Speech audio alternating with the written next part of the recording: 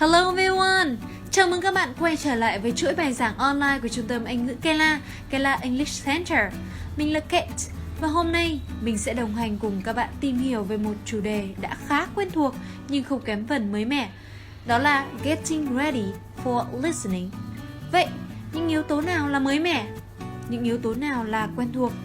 Hãy chuẩn bị bút, sổ ghi nhớ và một tinh thần thép để tìm hiểu đến cuối cùng với mình nhé. Let's go! Ok, bây giờ mình sẽ cùng nhau điểm qua những đầu mục sẽ xuất hiện trong ngày hôm nay nhé. Thứ nhất, những thay đổi trong phần thi nghe. Thứ hai, cấu trúc đề thi nghe. Thứ ba, các dạng câu hỏi thường gặp. Và cuối cùng, chủ điểm chính, Getting Ready for Listening. Đầu tiên, mình sẽ đi vào những thay đổi trong phần thi nghe. Cấu trúc bài thi trên giấy sẽ thay đổi những đặc điểm sau. Thứ nhất, cụm từ section sẽ chuyển thành part. Như vậy, bài thi nghe sẽ bao gồm part 1, part 2, part 3 and part 4. Thứ hai, phần example trong part 1 sẽ bị bỏ đi. Thứ ba, số trang tham chiếu sẽ bị xóa đi. Ví dụ, thí sinh sẽ chỉ được nghe hướng dẫn, nghe đoạn hội thoại sau để trả lời cho câu hỏi số 1 đến số 4, thay vì câu hỏi số 1 đến số 4, trang số 3. Những sự thay đổi trên nhằm đảm bảo tính đồng nhất giữa hai hình thức thi IELTS trên giấy và máy tính. Và tiếp theo, chúng ta sẽ đi vào cấu trúc đề thi Listening. Tổng thời gian thi, các bạn sẽ có 40 phút, trong đó bạn chỉ được nghe một lần duy nhất trong khoảng thời gian là 30 phút. Và khi kết thúc bài nghe, bạn sẽ có 10 phút để điền đáp án vào tờ answer sheet.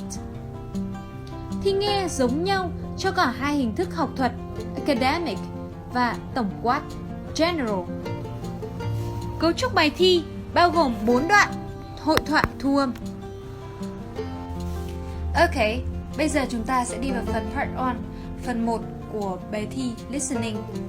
Phần 1 là đoạn hội thoại giữa hai người về các chủ đề trong cuộc sống hàng ngày ở các nước nói tiếng Anh.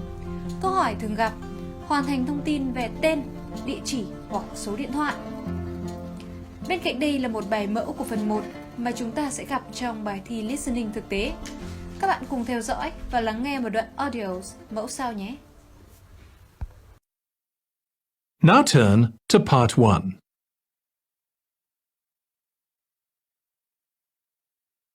Part 1.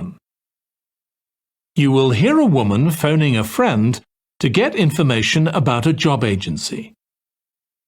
First, you have some time to look at questions 1 to 5.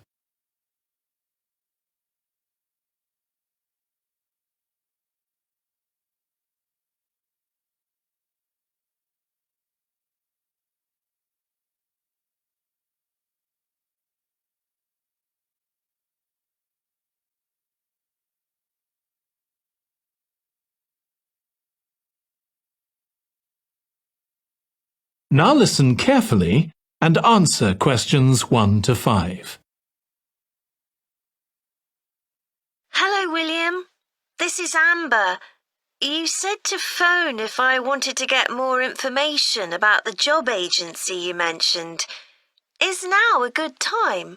Hi, Amber. Yes, fine. So the agency I was talking about is called Bankside. They're based in Docklands. I can tell you the address now. 497 East Side. Okay, thanks. So is there anyone in particular I should speak to there? The agent I always deal with is called Becky Jameson. Let me write that down. Becky Jameson. Jameson.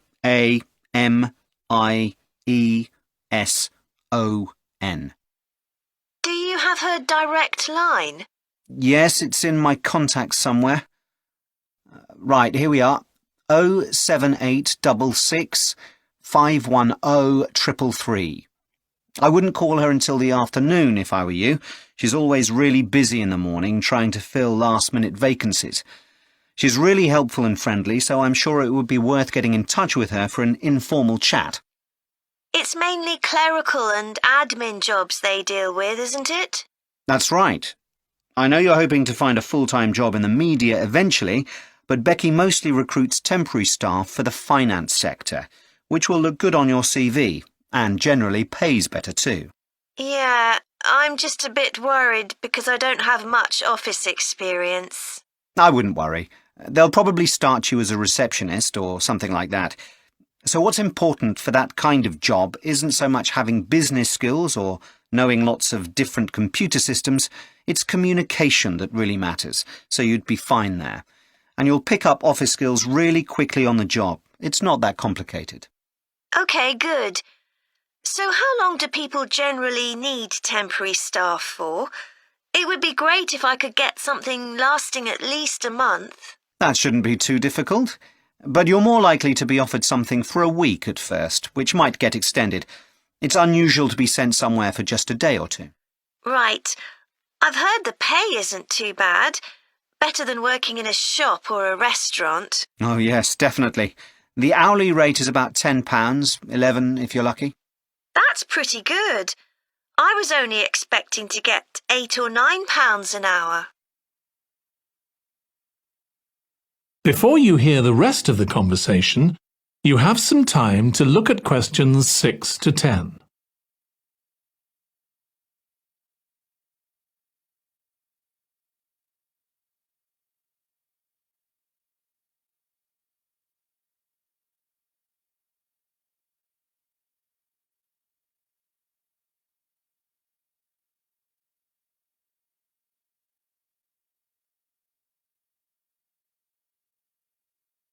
Now listen and answer questions 6 to 10.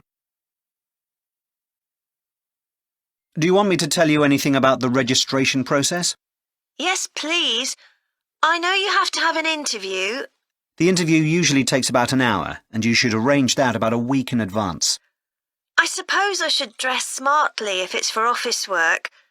I can probably borrow a suit from Mum. Good idea. It's better to look too smart than too casual.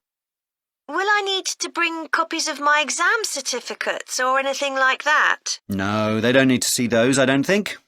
What about my passport? Oh yes, they will ask to see that. Okay. I wouldn't get stressed about the interview, though. It's just a chance for them to build a relationship with you, so they can try and match you to a job which you'll like.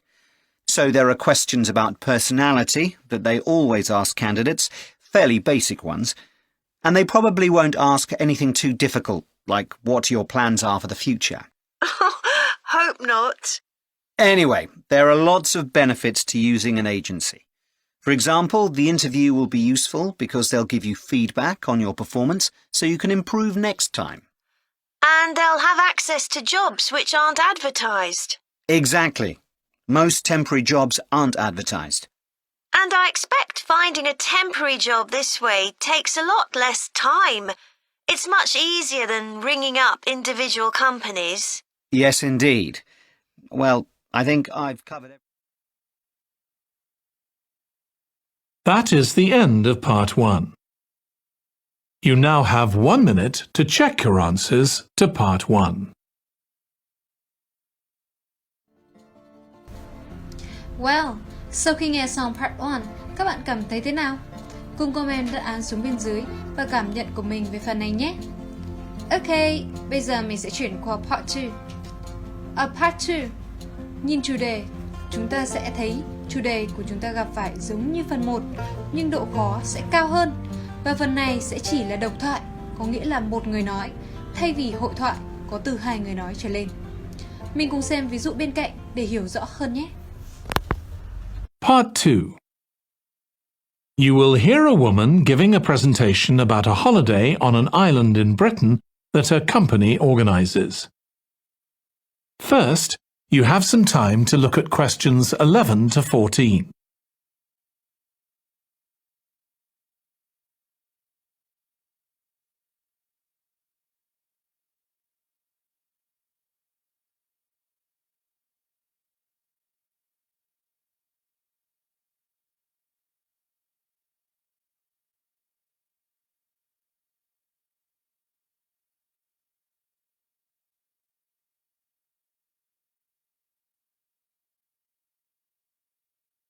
Now listen carefully and answer questions 11 to 14. Good morning. My name's Erica Matthews, and I'm the owner of Matthews Island Holidays, a company set up by my parents. Thank you for coming to this presentation, in which I hope to interest you in what we have to offer. We're a small family-run company, and we believe in the importance of the personal touch. So we don't aim to compete with other companies on the number of customers. What we do is build on our many years' experience, more than almost any other rail holiday company, to ensure we provide perfect holidays in a small number of destinations, which we've got to know extremely well. I'll start with our 6-day Isle of Man holiday. This is a fascinating island in the Irish Sea, with Wales to the south, England to the east, Scotland to the north, and Northern Ireland to the west. Our holiday starts in Heysham, where your tour manager will meet you. Then you'll travel by ferry to the Isle of Man. Some people prefer to fly from Luton instead, and another popular option is to go by train to Liverpool and take a ferry from there. You have 5 nights in the hotel, and the price covers 5 breakfasts and dinners, and lunch on the 3 days when there are organised trips. Day 4 is free, and most people have lunch in a cafe or restaurant in Douglas. The price of the holiday includes the ferry to the Isle of Man, all travel on the island, the hotel, and the meals I've mentioned. Incidentally, we try to make booking our holidays as simple and fair as possible, so unlike with many companies, the price is the same whether you book 6 months in advance or at the last minute, and there's no supplement for single rooms in hotels. If you make a booking, then need to change the start date, for example because of illness, you're welcome to change to an alternative date or a different tour for a small administrative fee. Tiếp theo chúng ta sẽ đi đến phần 3 của bài nghe listening. Phần 3 sẽ là đoạn hội thoại về chủ đề học thuật, thường gặp khi các bạn tham gia học tập tại các nước nói tiếng Anh.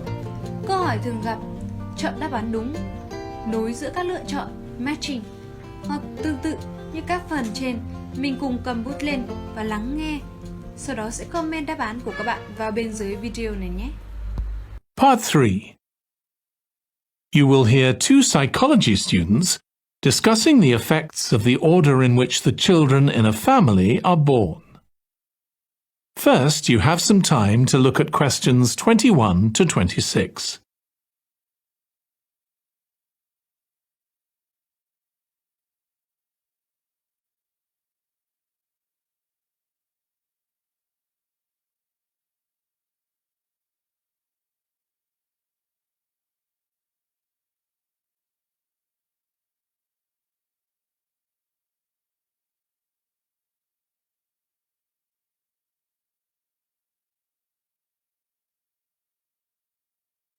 Now listen carefully and answer questions 21 to 26.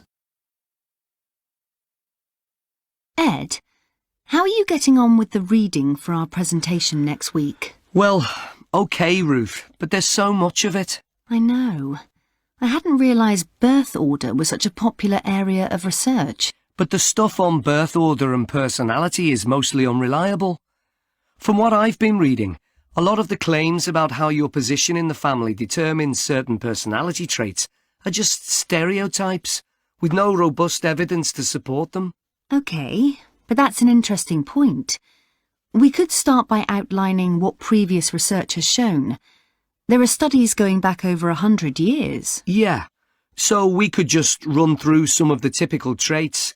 Like the consensus seems to be that oldest children are generally less well-adjusted, because they never get over the arrival of a younger sibling. Right, but on a positive note, some studies claim that they were thought to be good at nurturing. Certainly in the past, when people had large families, they would have been expected to look after the younger ones. There isn't such a clear picture for middle children, but one trait that a lot of the studies mention is that they are easier to get on with than older or younger siblings. Generally eager to please and helpful. although that's certainly not accurate as far as my family goes. My middle brother was a nightmare, always causing fights and envious of whatever I had. As I said, none of this seems to relate to my own experience. I'm the youngest in my family, and I don't recognise myself in any of the studies I've read about.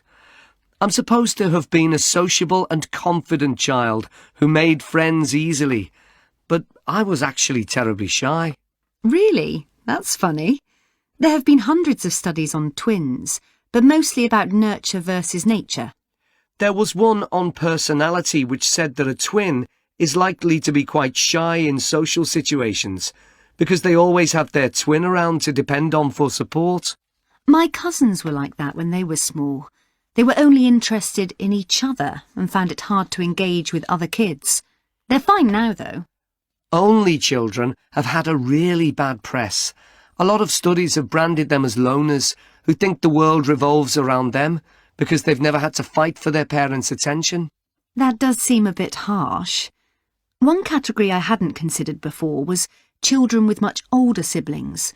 A couple of studies mentioned that these children grow up more quickly and are expected to do basic things for themselves, like getting dressed. I can see how that might be true, although I expect they're sometimes the exact opposite, playing the baby role and clamouring for special treatment. Ok, và bây giờ chúng ta sẽ đi đến phần cuối cùng của một bài listening test. Phần cuối, Part 4, là bài giảng, bài thuyết trình về chủ đề học thuật của các giáo sư. Câu hỏi thường gặp, điền từ vào chỗ trống, gut feeling. Mình cùng nhìn vào ví dụ sau để hiểu rõ hơn nhé. Part 4. You will hear a student giving a presentation about a type of tree known as the eucalyptus, which is common in Australia. First, you have some time to look at questions 31 to 40.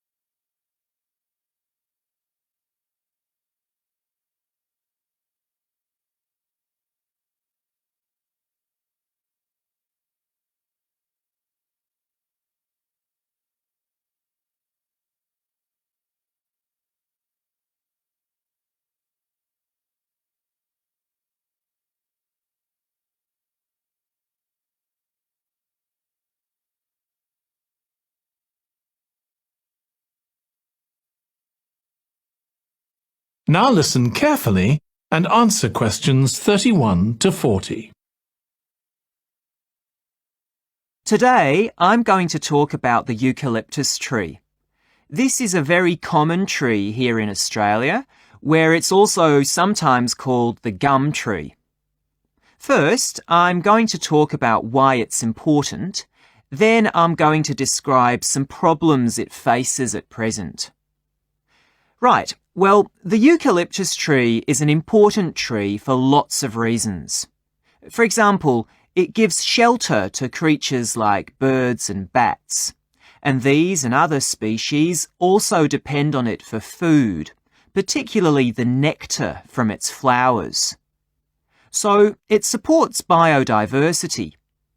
It's useful to us humans too, because we can kill germs with a disinfectant made from oil extracted from eucalyptus leaves. The eucalyptus grows all over Australia, and the trees can live for up to 400 years. So it's alarming that all across the country, numbers of eucalyptus are falling because the trees are dying off prematurely. So, what are the reasons for this? One possible reason is disease. As far back as the 1970s, the trees started getting a disease called Mundula yellows. The tree's leaves would gradually turn yellow, then the tree would die. It wasn't until 2004 that they found the cause of the problem was lime, or calcium hydroxide, to give it its proper chemical name, which was being used in the construction of roads. The lime was being washed away into the ground and affecting the roots of the eucalyptus trees nearby. What it was doing was preventing the trees from sucking up the iron they needed for healthy growth. When this was injected back into the affected trees, they immediately recovered. But this problem only affected a relatively small number of trees. By 2000, huge numbers of eucalyptus were dying along Australia's east coast of a disease known as bell miner-associated dieback. The bell miner is a bird, and the disease seems to be common where there are high populations of bell miners. Again, it's the leaves of the trees that are affected. What happens is that insects settle on the leaves and eat their way round them, destroying them as they go, and at the same time they secrete a solution which has sugar in it. The bell miner birds really like this solution, and in order to get as much as possible, they keep away other creatures that might try to get it. So these birds and insects flourish at the expense of other species, and eventually so much damage is done to the leaves that the tree dies.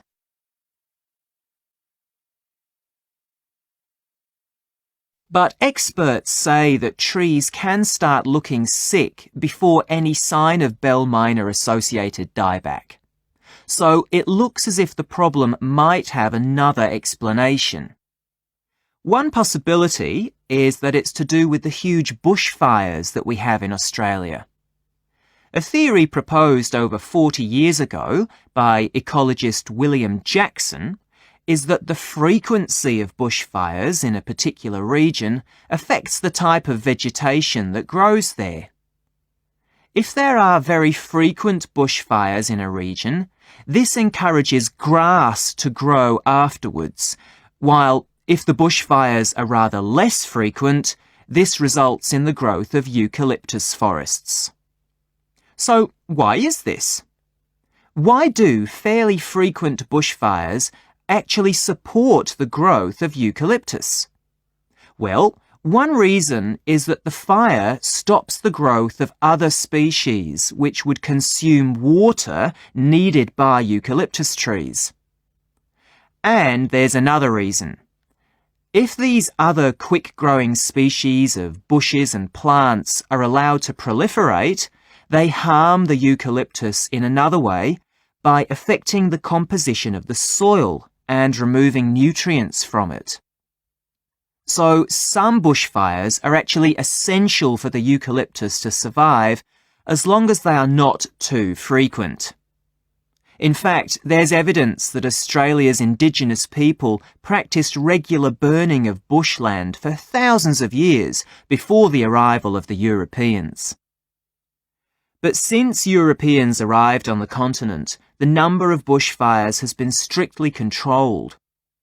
Now, scientists believe that this reduced frequency of bushfires to low levels has led to what's known as dry rainforest, which seems an odd name as usually we associate tropical rainforest with wet conditions. And what's special about this type of rainforest? Well, unlike tropical rainforest, which is a rich ecosystem, this type of ecosystem is usually a simple one. It has very thick, dense vegetation, but not much variety of species. The vegetation provides lots of shade, so one species that does find it ideal is the bell miner bird, which builds its nests in the undergrowth there. But again, that's not helpful for the eucalyptus tree. That is the end of part 4. You now have 1 minute to check your answers to part 4. Biết người biết ta, trăm trận trăm thắng. Để chiến thắng và mang số điểm IELTS cao về cho bản thân mình thì chúng ta sẽ cùng tìm hiểu kỹ hơn về các dạng câu hỏi thường gặp trong IELTS Listening để cùng chuẩn bị tốt cho trận chiến sắp tới nhé. Dạng thứ nhất, dạng trắc nghiệm Multiple Choice, yêu cầu chọn một đáp án đúng. Lưu ý, để dễ gây nhiễu cho bạn, tất cả các đáp án sẽ đều được nhắc đến trong bài nghe. Bạn phải thực sự hiểu bài nghe nói về cái gì mới có thể chắc chắn được đáp án mình chọn. Dạng câu hỏi này thường xuất hiện trong Part 3 của IELTS, là dạng khó do có nhiều bẫy trong đáp án.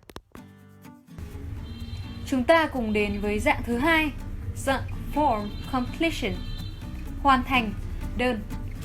Yêu cầu, dựa trên các thông tin được cung cấp trong bài nghe, các bạn cần hoàn thành các chi tiết trong biểu mẫu.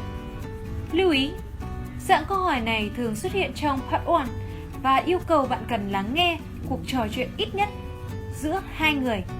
Trong Part 1, thông tin được yêu cầu để điền vào dạng này thường là number, số hoặc letter, chữ cái.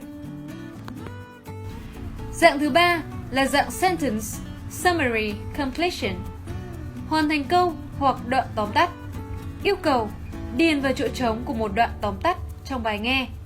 Lưu ý, đề bài đưa ra số từ tối đa mà bạn được phép điền vào trong câu. Trả lời nhiều hơn số từ cho phép, bạn sẽ không có điểm.